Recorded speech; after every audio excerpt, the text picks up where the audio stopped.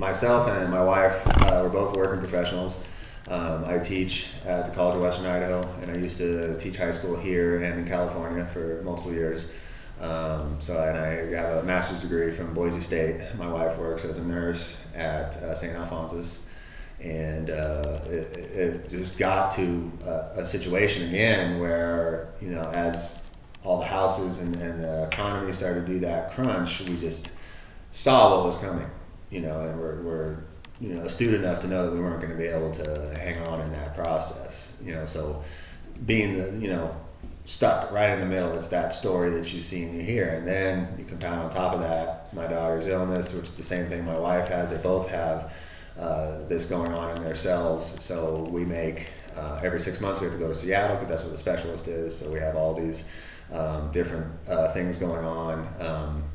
They've always wanted hardship letters and we give them the hardship letter that says, these are our bills, this is that. We make too much money for any kind of assistance, but we don't make enough to keep up on our bills.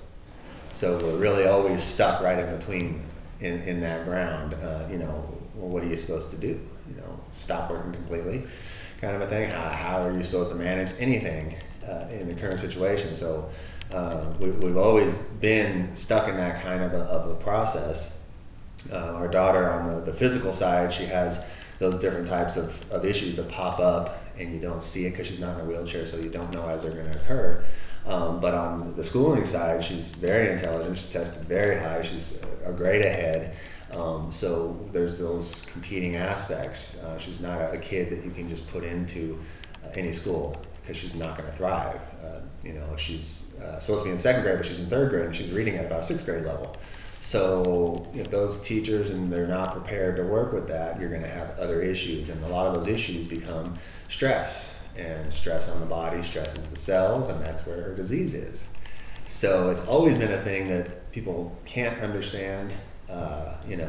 Well, you have a master's and you're a teacher and she's a nurse, you should be able to do this kind of stuff. But they don't see. It's like, especially the banks. Well, what's your gross? Well, gross don't matter. Because that's just a number that's thrown out there. Okay, then you got to throw in your medical and these and this and that and the other thing. All of her medications, they're not covered by insurance. And it's a progressive disease, so with no cure, and the medications may or may not actually do any good. So it's all trial and error, and nothing's covered. So over and over again, we tried. They sent the paralegals. They sent multiple different types of letters and escalation and trying to do things. And we've had there was a wish granted through Wishing Star. So Jessie got her wish was to go to Disney World. But they brought us out to the TV station to do a live one. So we have that video, and we have sent that to so many people so they could see. And we sent it to people at BofA, and I tell them straight out, I know you guys don't care about us, you don't care anything, but watch this video. And if they watch it or not, I have no idea. It obviously doesn't seem like it because they don't want to see the face. They want to follow the script and just push papers wherever they need to. So, that's really the process and the whole thing behind it. And I can't even imagine what it would have been like just trying to do it on my own in the first place, because it was just bad enough just submitting papers, let alone having to go through the whole wrangle. So.